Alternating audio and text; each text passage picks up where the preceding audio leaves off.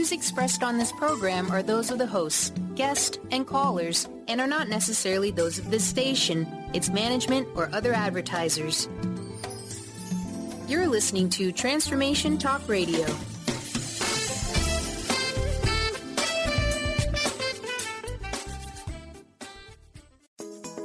Get ready to experience the truth.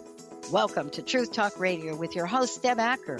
Truth Talk Radio is the hit show that will illuminate the truth in your daily life as you experience life, love, and abundance from a whole new perspective. Unleash your intuitive nature while Deb helps you stop looking outside yourself for value and happiness, break through patterns, and move into your authentic truth at lightning speed. Truth Talk Radio will leave you feeling lighter, help you live with more presence, passion, and clarity, and bring you into a place of infinite possibilities every day in every way. Now here's your host, Deb Acker.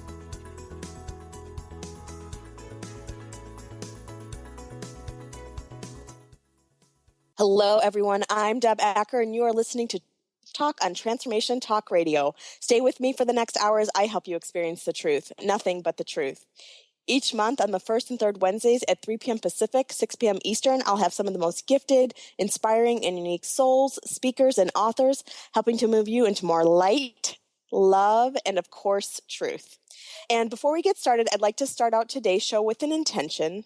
And my intention for today's show is that everyone that needs to hear this conversation hears it, and that you leave feeling expansive, inspired, lit up, and open to receiving the awarenesses that want to come through. And with that, I'd like to introduce today's guest, Amy Baglan. Amy is a passionate, cause-driven entrepreneur on a mission to evolve the dating industry. 6 years ago, she left a thriving life in New York City to explore the world. She studied with masters of yoga, meditation, Buddhism, and noticed that there was one common thread connecting the people she met: mindfulness. Amy moved to Denver, Colorado, inspired to create something that brings people together in an intentional, authentic way. Guided by her deep-rooted belief that relationships are the fastest way to personal growth, she founded MeetMindful for the millions of people who desire deep, meaningful relationships with a like-minded partner. And with that, I'd like to welcome her to the show. Welcome. How are you? Thank you so much, Deb. I am wonderful. I'm so excited to be here. Thank you for having me. I'm so grateful to have you here, and I'm so excited to have today's conversation. Before we dive into it, tell us a little bit about how you got on this path. I know you were studying or living in India, so I would love to hear more. So how I got on this path, let's see. It's funny. When I go home for Christmas, like many of us, if we have if we're lucky enough my parents are in the same house that I grew up in, and I go through my old diaries and journals from when I was a little girl. And one of these crazy themes jumped out at me a couple of years ago when I went home, and I opened up some journals, and there's this theme that kept showing up where I was writing about authenticity. And I'm like 10 years old, and I'm writing about how much I wish things were more authentic and how people were more authentic. And I was really upset when I didn't think someone was being authentic. And I would use the word poser. Remember posers? Yes, I do remember that word. I would use that word too, which is like the antithesis of authenticity in my 10-year-old mind. And it's so interesting to look back at me as a little girl, and that's what I cared about. Because when I look back at my teenage years, that's not really what I pick up on at all. I wasn't into this stuff early on in my life, but it's so interesting that was a thread that was important to me even back then. So fast forward, I'm in college. I was always into the up and coming new companies and kind of alternative companies. This is before startups were a thing. It was before people thought it was a sexy, cool thing to do. And I ended up, I was always at one of these small companies, and I ended up getting on the ground floor of a mobile marketing startup in New York City in my early 20s. And along with the CEO, my boss just built that up to a wildly successful company. And had a number of acquisitions that we made until we were acquired. And it was really exciting to go through, in my mid-20s. And I loved that I learned how to build something from nothing. And that was awesome to me. And the one thing that was missing was like a bigger purpose of why I was doing it. And I was I wasn't extremely happy back then in my early 20s with who I was as a person, because I always felt like something was missing. And I remember looking at the church down the street in the Upper West Side and thinking, should I be going back to church? Like, is this something is this what's missing? And I kept asking myself, like, why do I want to go back to church? I was raised Catholic. It wasn't something I was into. And I found it very interesting that I was craving that. And what I realized in hindsight is I was craving the community and the connection to spirit. And I randomly went to a yoga class with a friend of mine when I was probably like 25 years old. And I went to a class at, actually it was one of those free Sunday night classes at Lululemon. And I remember laying in Shavasana and I was like, oh my gosh, whatever I'm feeling right now, like that deep sense of peace and connection to something greater than what I've known on my normal day to day, this is what I've been looking for. And I just jumped headfirst into yoga. I made a ton of changes in my life. I started meditating. I got really into whole foods and eating whole foods, not the grocery store, and really just shifted my life around. And so for me, I entered into my own spiritual path and personal growth path through yoga and meditation. And it became so important, and the changes I was making were so impactful in my life and the lives of those people around me that I got real serious about this being part of my core purpose. And I looked at what I was doing, just like crushing it in this job at 27. And I realized it wasn't going to be what I needed to, really fill my soul and my heart. And I ended up going to a holistic nutrition program when I was still in New York, and it's Institute for Integrative Nutrition. I'm sure many of your listeners have heard of it and even gone to it potentially. And it was still when it was a live program instead of the online program they have nowadays. It was a live program where 1,200 people came together every weekend for 6 months at, what was it called? Lincoln Center in New York, right by Columbus Circle. And we would go and we would talk about integrative nutrition and health coaching and, living mindfully and all of the things that can contribute to having a whole and healthy life. And it totally rocked my world. And the biggest thing about it that impacted me was not the content of the program. The content was wonderful, but that wasn't it. It was the crowd and group of people that came together, all these like-minded people from all these different walks of life with all these different reasons they were there and all these different goals. And we came together as this like-minded tribe that is up for changing the world. And it hit me. I was like, oh my gosh, this is huge. The power of this type of community is huge.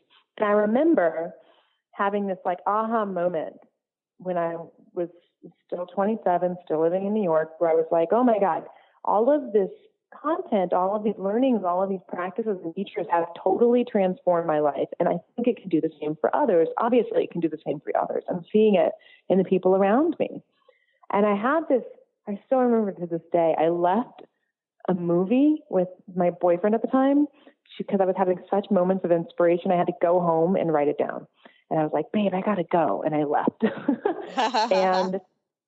And the thing I was so inspired by was this idea of creating an online community of people who were there for some reason related to a practice that they wanted to learn more about, whether it was related to integrative whole food nutrition, to yoga, to meditation, to energy healing, to you name it.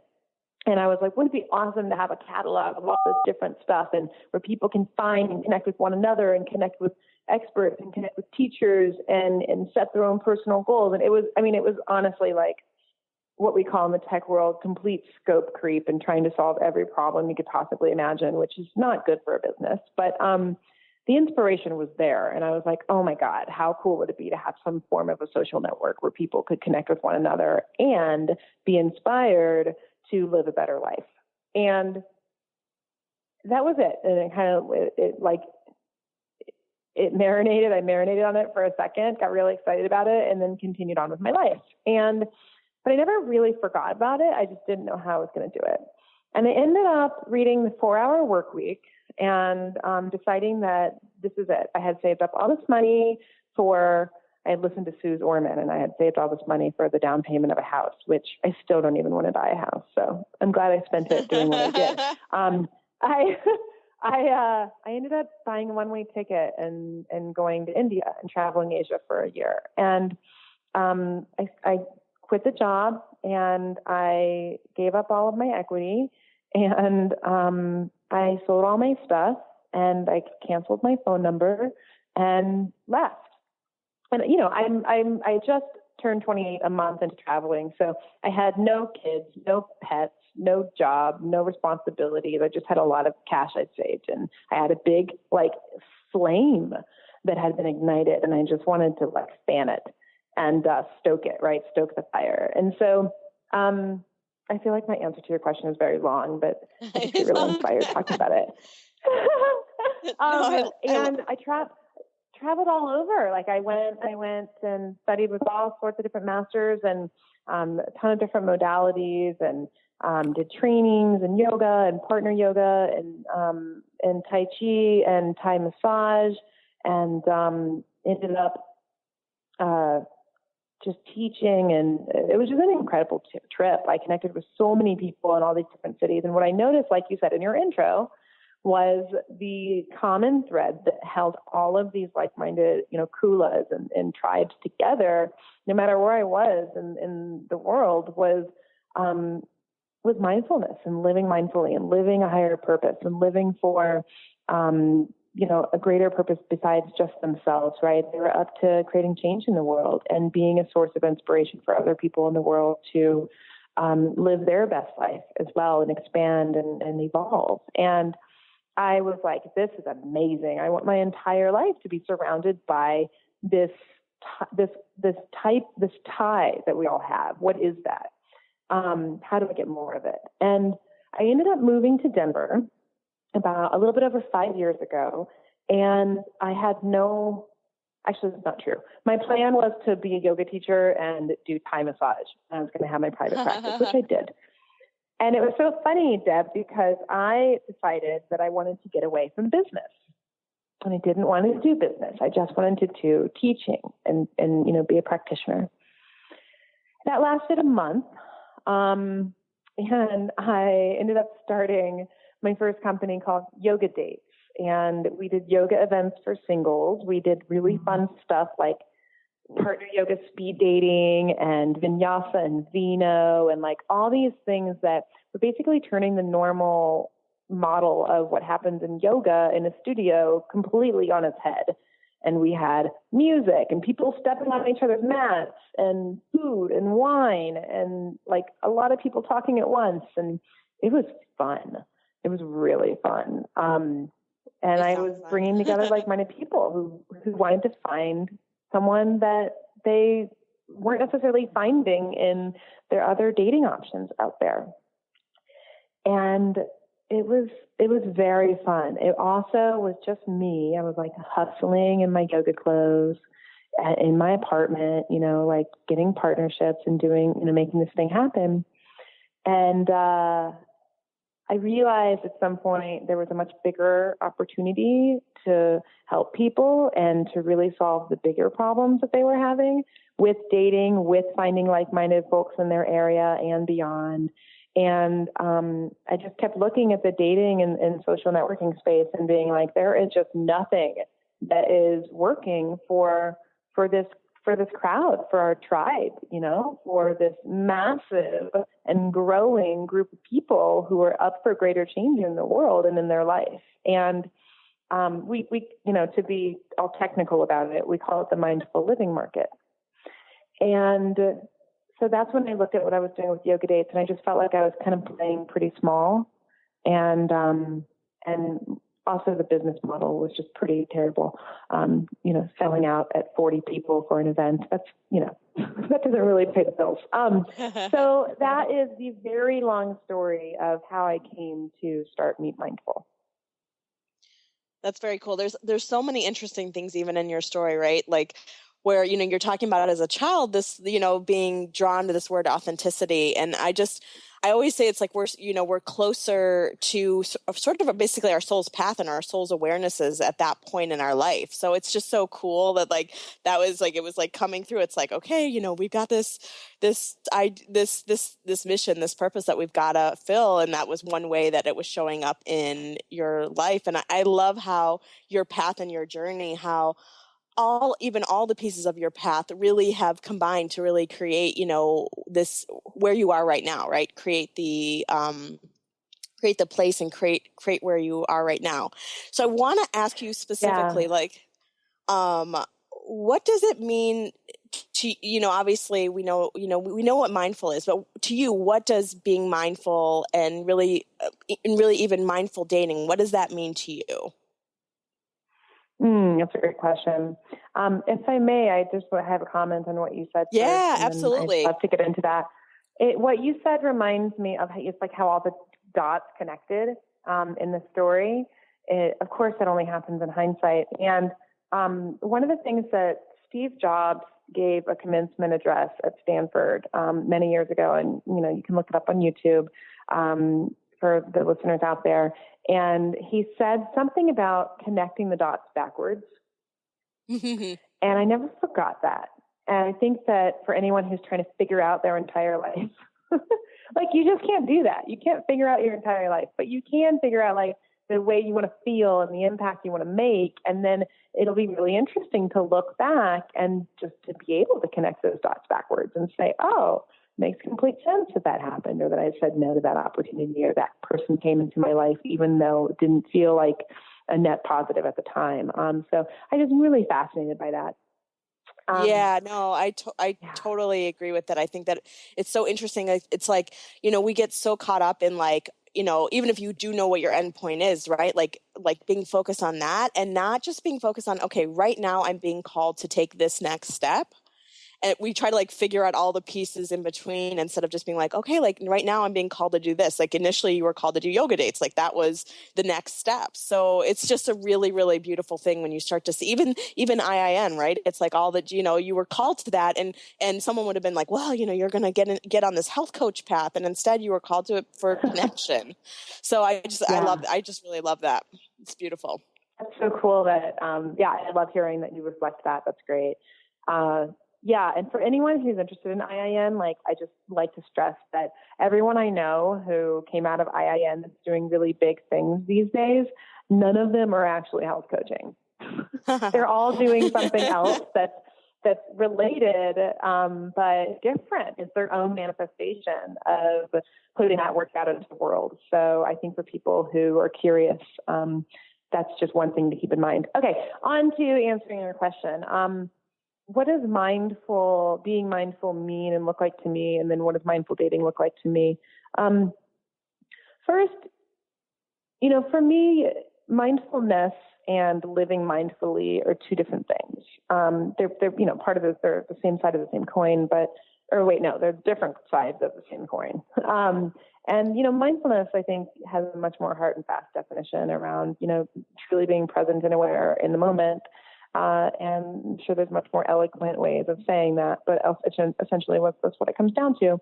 And I think, when you apply that to living mindfully, right, living with mindfulness in the lives that we live, it takes on a different shape and it takes on a bigger impact in the larger lives that we live. So for me, it's really getting clear on, what is my purpose in this day? What is my purpose in this time of my life? What is my purpose as a human being on this planet in this lifetime? And how am I taking steps towards that? How am I living in alignment and in congruence with that? And what's really important to me, and am I everyone's got a different answer. But am I living in congruence with what's really important to me and what I know to be true, what I feel is of utmost importance to me and in the world? So I think that there's a big component of this that's not just about you. It's not just about the individual.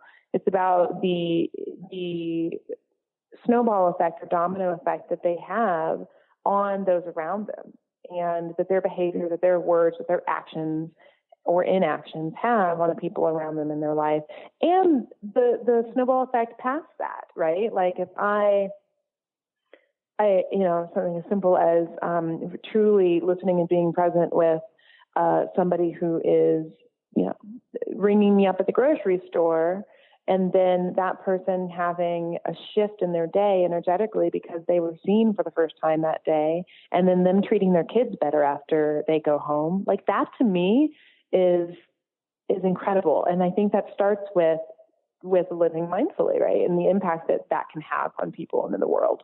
There's the more, I wouldn't say obvious, but the more definition centered things around the definition of mindfulness. Like, it's me being able to sit in the team meeting that I just had and notice when I am holding my breath because something makes me uncomfortable, or I get really excited about something and I speak out of turn, right?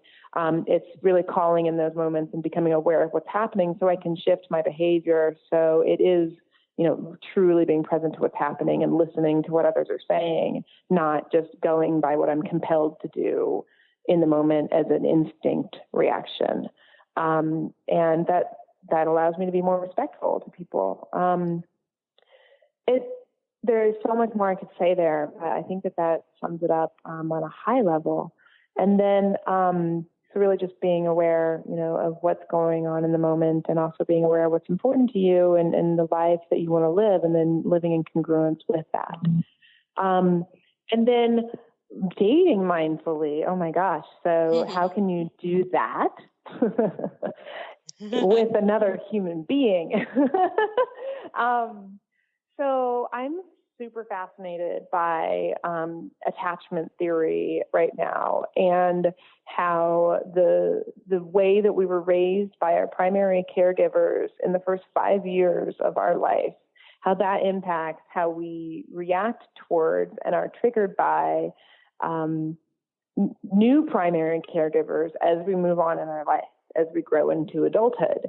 And primary caregiver is the person that we charge with keeping us safe.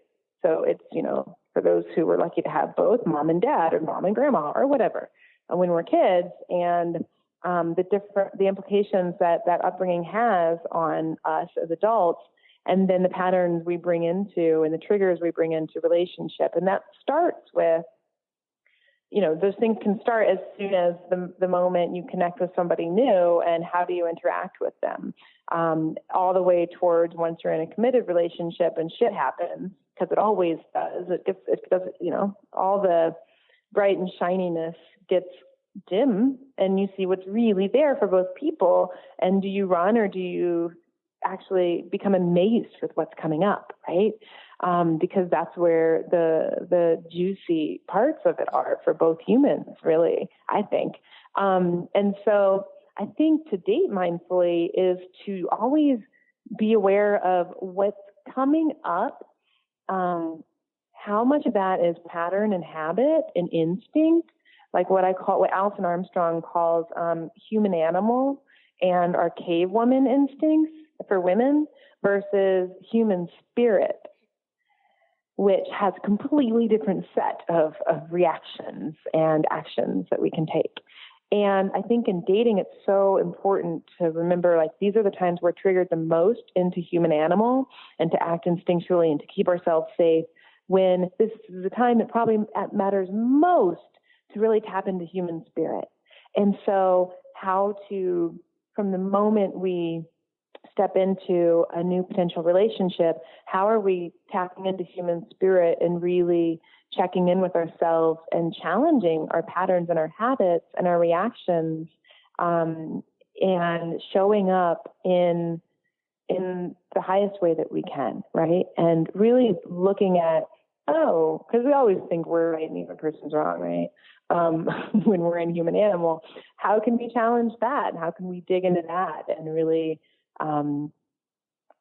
and realize that if something's not working, we can take 100 words. We can take 100% responsibility for something not working and try something new and maybe create a new pattern and create new pathways in our brain to date and approach dating and relationships and connection differently in a way that obviously serves us hopefully for the better. No, I mean, that's awesome. Like the thing that always comes up for me too, like I always talk about it in terms of like conscious dating, but the thing that always comes up for me is like, the next thing, the energy that whatever energy or emotion or feeling that's coming up, or trigger, right? Like it's coming up for us to feel it so that we can actually clear it and shift it, and you shift out of it. And all of a sudden you can have a totally new and totally different, experience than you may have had you just been resisting it, or like, I'm going to run, or I'm out, if that's your, whatever, depending on what your relationship pattern is. So I think it's like, totally. It's so cool if we could start to reprogram ourselves to like what you're talking about, to lean in and to like allow ourselves to like, it's like, okay, here's an opportunity to look at this. And whether we want to, you want to feel it to clear it, or you want to at least look at it and be like, okay, I'm going to be mindful I'm doing this, and then make a new choice, choose out of it. I think I want to talk to you more about this after our break, but I think relationships are such an awesome way for us to really look at ourselves and teach us all these awesome things about ourselves, and really just help us see ourselves really, really clearly, and then open ourselves up to more. So we are going to take a quick break. You are listening to Truth Talk. I'm your host, Deb Acker. When we return, we're going to explore more with Amy. So stay tuned. We'll be right back.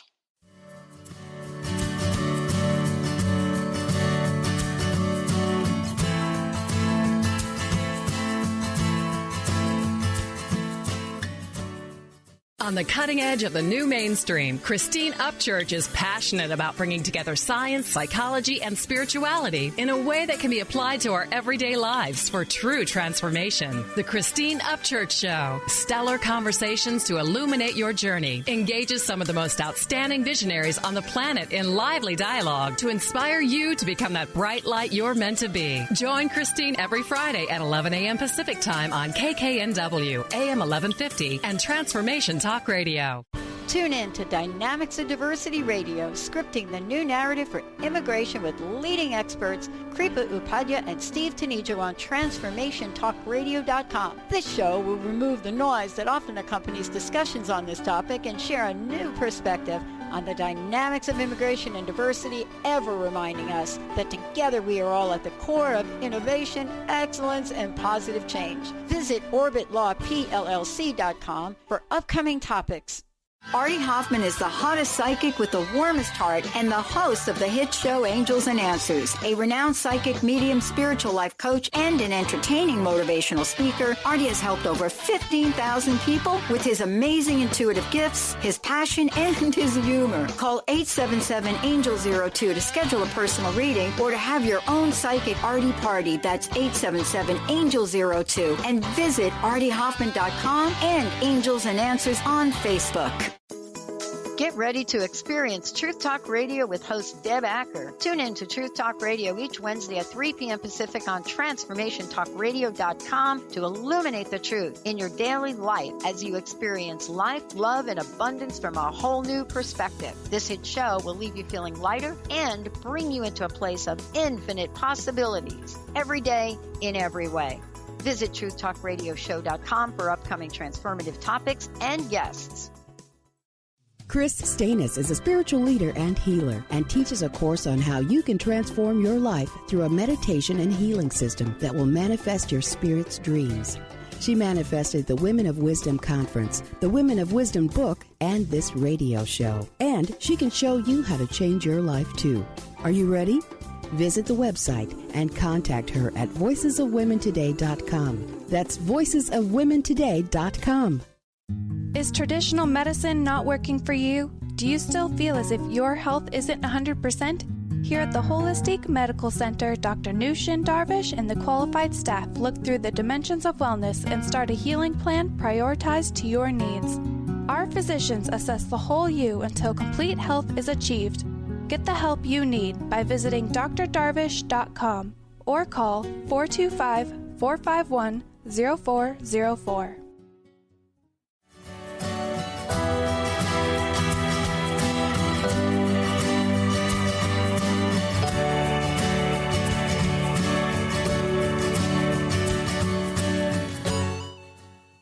Welcome back to Truth Talk. I am your host, Deb Acker. Today we are talking with Amy Baglan, founder of MeetMindful. And before we continue, Amy, can you give everyone your contact info? So I can be reached, the easiest way to reach me is via email. It's amy@meetmindful.com. And that is going to be the best place to reach me. I'm also on Facebook. You can find me there as well.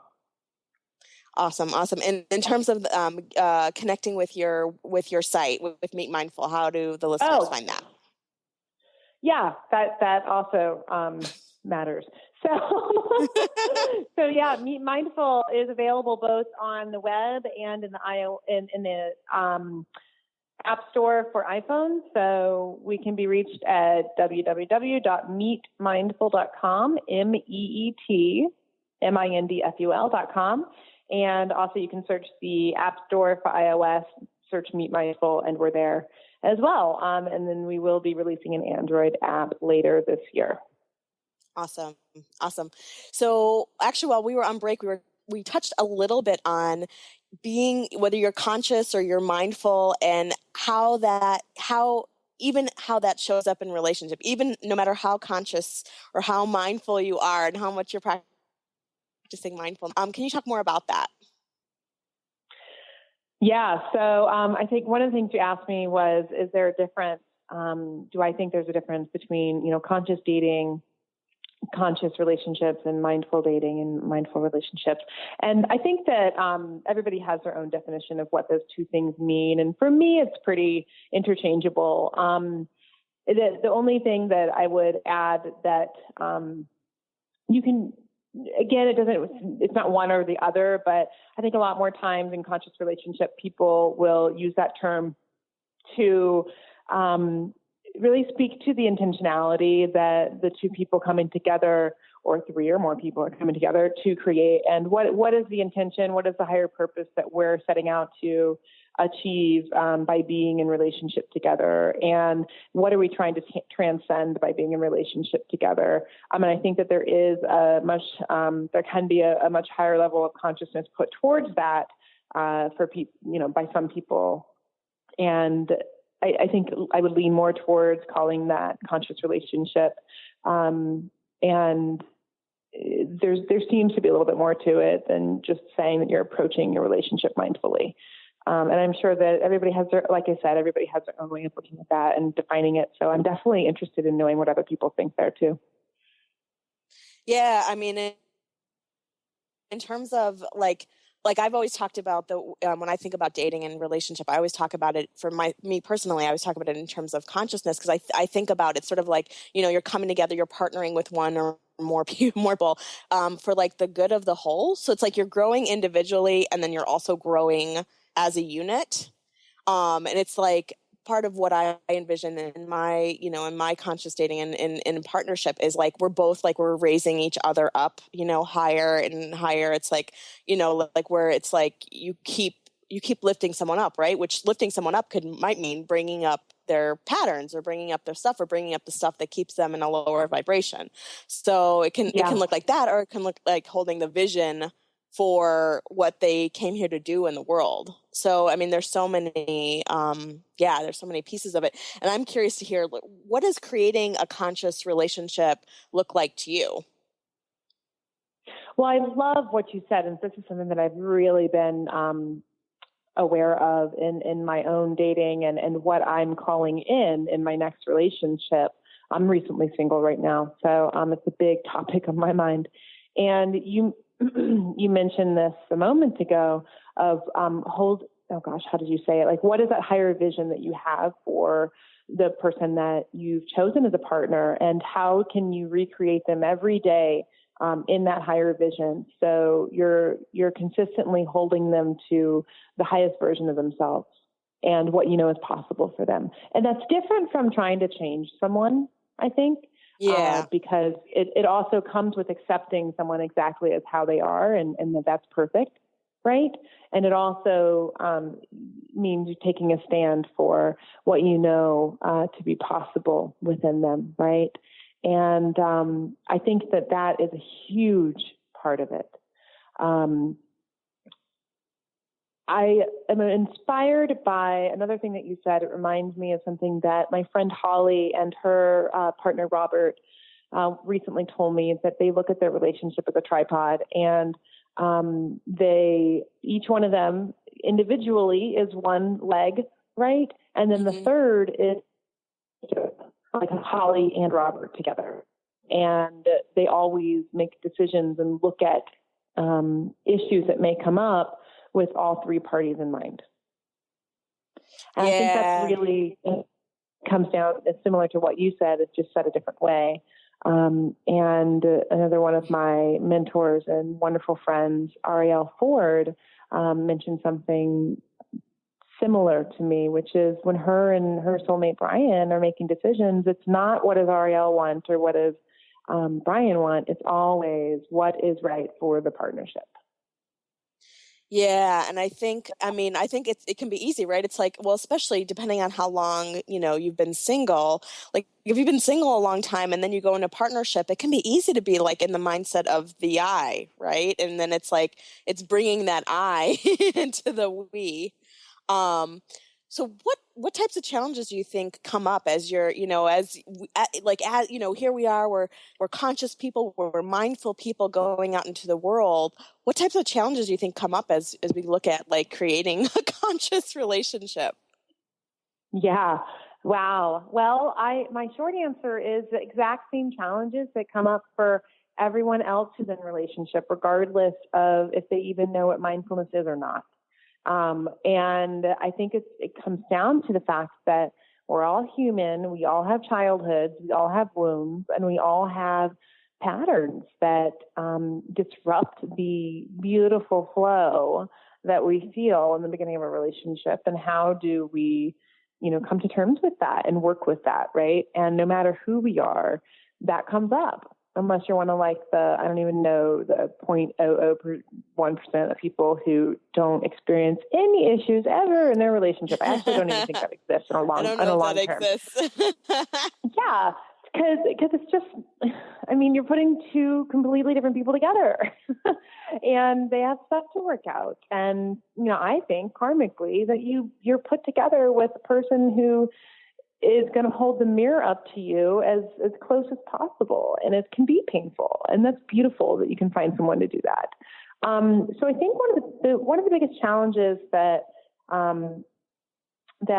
I personally can speak to, I came up against, I remember calling one of my mentors and dear friends, Annie Lala, who's an incredible conscious relationship coach.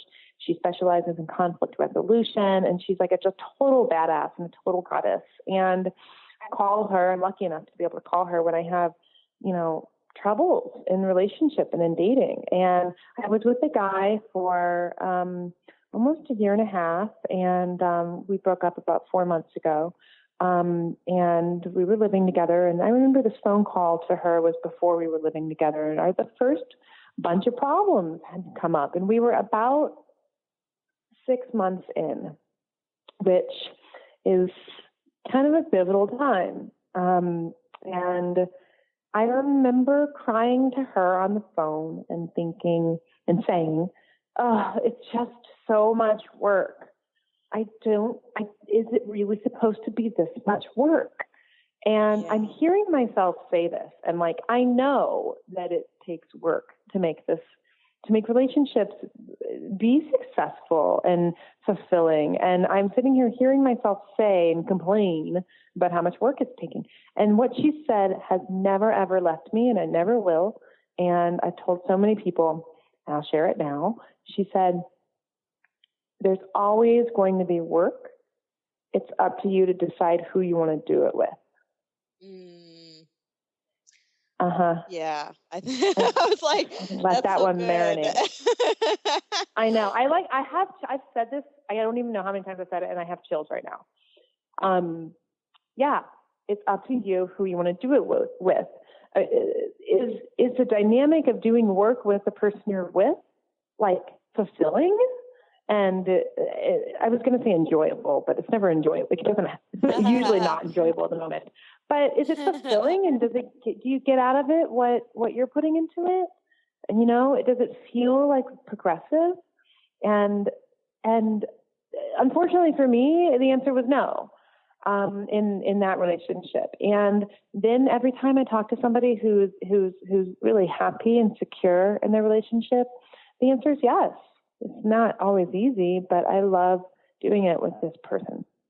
And I think that, excuse me, I think a lot of people in the conscious space and, or what we call the mindful living market or crowd, like, I think we expect that if sometimes there can be a bit of spiritual bypass where we're expecting everything to be like super aligned and congruent and, feel good. And if it doesn't feel good energetically, then it must not be right. And like, oh, I'm not grounded with this person or whatever. Just all this stuff that honestly, like, I don't accept it as flying, right? When it comes to really putting in the work that is required in relationships. And so I think sometimes that can be a bit of a drawback. And another thing not a drawback, but just a challenge for people to watch out for. The other thing that I am noticing over my own experience. Yeah. And actually, before you even, because I want to call this out too, because I think it's so, so important. I think as humans, we do come here thinking like everything's going to be all good. And we have such a strong tendency to resist the bad and to be like, no, I don't want the bad. I only want the good, And it's like, as humans, we came here for the whole experience. Cause like really, if we wanted it to be all good, we would just stay out of our bodies. We'd stay in an energetic state. And so it's like, because it is all good up there. That's why everyone's like, oh, it's all love and light. I felt this love and light. Yes, it is good up there. And so it's one of those things that like, to recognize like, oh, wait, I actually came here to have the highs and the lows, the ups and the downs, the whole full range, not just to have this one box of the good and, of what I define as good and then nothing else, nothing else. So I think that that's so important. And then also too, it's like when we talk about our patterns, I always talk about like when we're kids, we have these, we go, like you're talking about, like we go through these moments and we end up, these patterns that we get from our parents, they end up getting stored in our body. And then we're in our everyday experiences and they become a magnetizer for our everyday experience. So we're wondering like, okay, we go to get in a relationship with someone, we're drawn to them for the same reasons why eventually it ends up being where we're like, I can't get far enough away from you. but it's one of those things where, our those experiences from our childhood are many times until we've cleared the pattern are magnetizing our everyday experience. So I know for me, like my biggest pattern was an abandonment pattern. And then I thought I'd never clear that pattern. And through the work that I was able to do, like I got guidance that was like, yes, like you will be able to clear this pattern in this lifetime.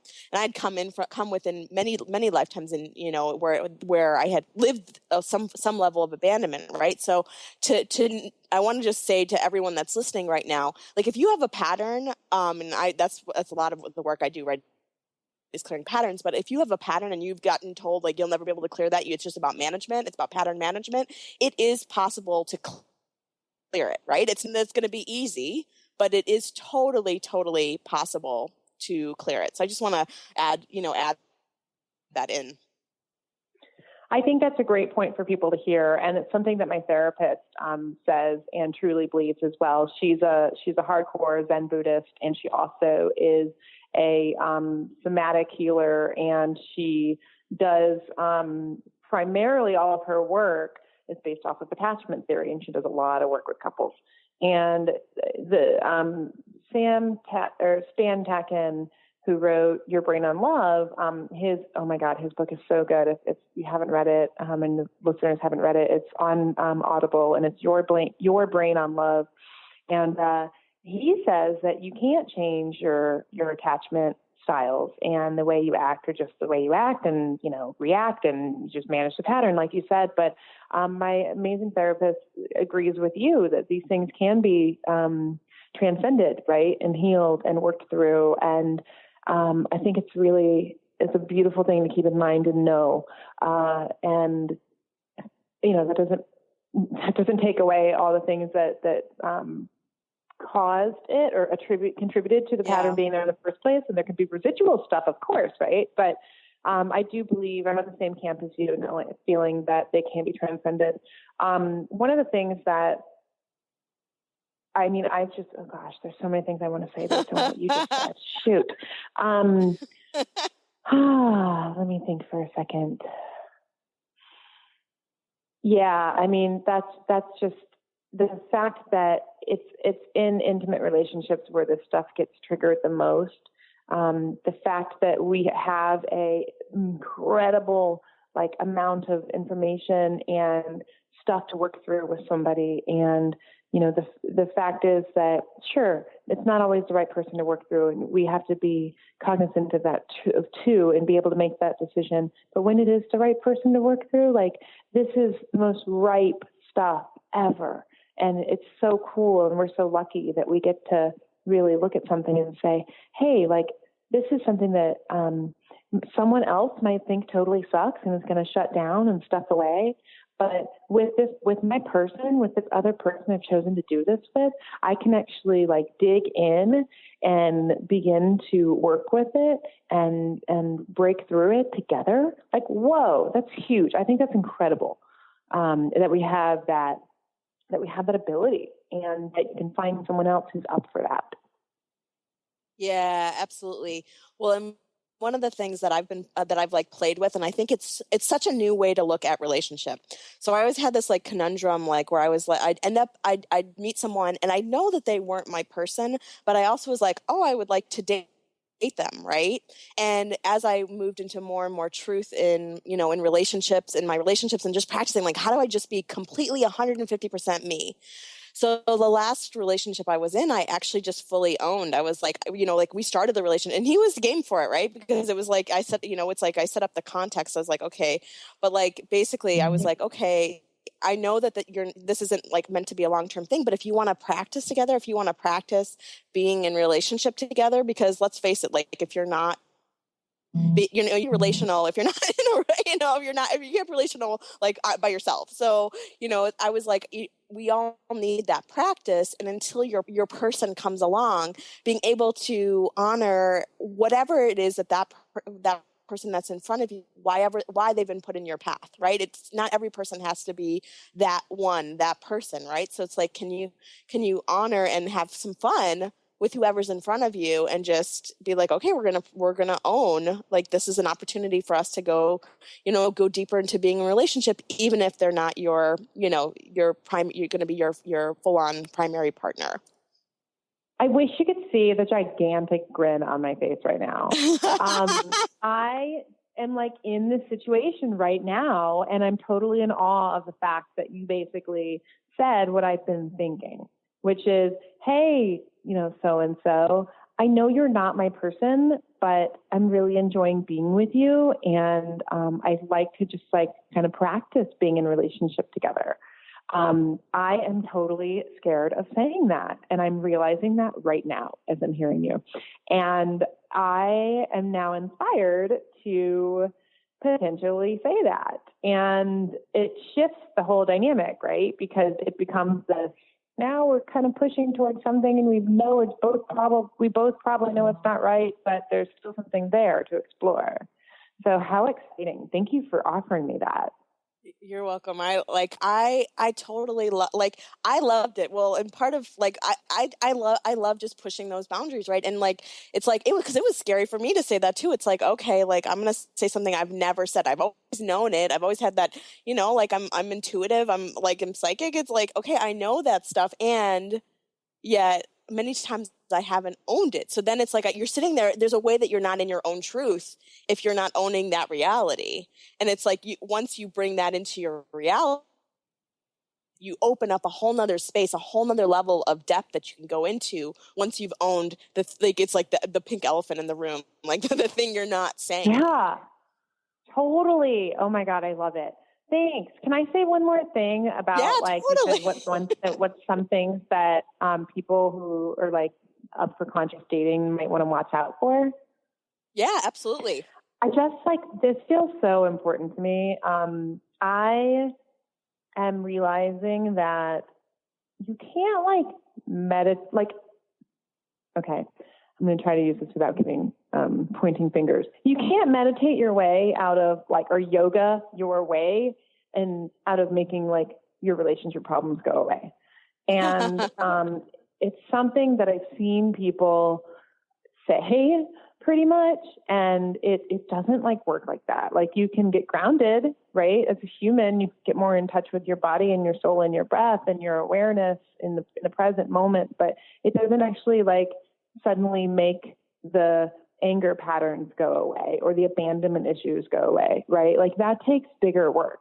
And it takes a really brave person to dive into and work with that kind of stuff. And I just want to put that out there because I used to think that everything could be solved with meditation. And it can't.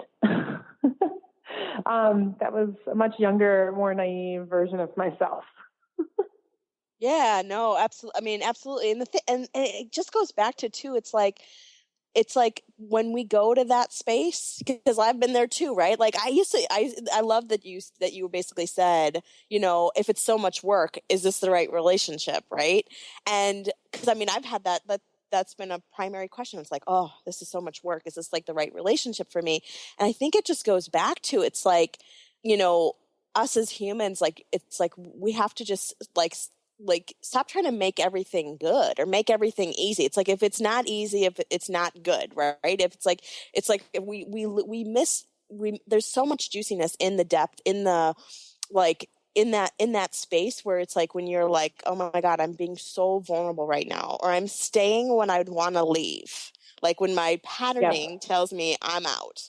And it's there's when you can dive and actually just be present and breathe and, all the delicious, juicy pieces of mindfulness, it's when you can actually do that and allow yourself to use it as an opening. Oh my gosh. There's nothing juicier. There's that space where it's okay, I can actually, allow myself to be that much more delicious right in this moment. If I just stay and if I breathe into my pattern versus trying to extrovert is that the right word? myself from it. So, yeah. Yeah, it's a great point. And then I think above all of this, we need to recognize that we're all still very human, and we desire, luscious, abundant, fun, for the people who love spontaneity, spontaneous, yummy lives. And if it's all processing and work, that's not going to be fun no matter who we're with, even if they're a perfect person. Well, ideally your perfect person would create a space of fun and juiciness and abundance and all that. But I just want to make that part clear too, because otherwise it just becomes a whole bunch of personal growth work that doesn't feel high energy and fun. Yeah, you're absolutely definitely here for the juiciness and the deliciousness. It's you go low to go high. It's you keep going higher and higher, and you feel lighter and lighter, and then just all this juicy, amazing things happen as you dive deeper. So it's just it's just beautiful. The whole experience is just all beautiful. So thank you so much for being on the show today. I so have thoroughly enjoyed this conversation. I wish we had more time to talk. Before we close out, I do want to ask just to give the MeetMindful's website again one more time. Yes, it's www.mindful.com, and you can also find us on the App Store for iOS under MeetMindful. It has been awesome talking to you. I wish that we could hang out in person. Yeah, absolutely. Let's make that happen. I would love that. Yeah. Thank you so much. This has been so fun. So thank you so much. And with that, I want to thank you so much, Amy, for being on the show and sharing such great information. And I want to thank everyone for tuning into Truth Talk today. Of course, I've always loved hearing from my audience. So if you have a comment on the show or like to introduce yourself, you can send me a note on the contact page of my website at deboraacker.com. And you can also sign up for my free Living in Your Truth guide there. And make sure to tune in 2 weeks, as I will be sharing my newest learnings and teachings, as well as how I've reframed loss in my life. So in the meantime, I hope you have a great week, and I'll look forward to talking with you next time. Thank you for listening to Truth Talk Radio with your host, Deb Acker. Tune in to Truth Talk Radio every Wednesday at 3 Pacific Time on TransformationTalkRadio.com and experience the truth of who you are and who you came here to be. Each week, Deb interviews an inspiring guest and illuminates the truth to a wide range of topics, including love, life, purpose, career, consciousness, and abundance. Welcome to the world of infinite possibilities. For more information about Deb, including how to contact or work with her, visit truth-talk-radio-show.com. Look forward to seeing you next week for more Truth Talk Radio.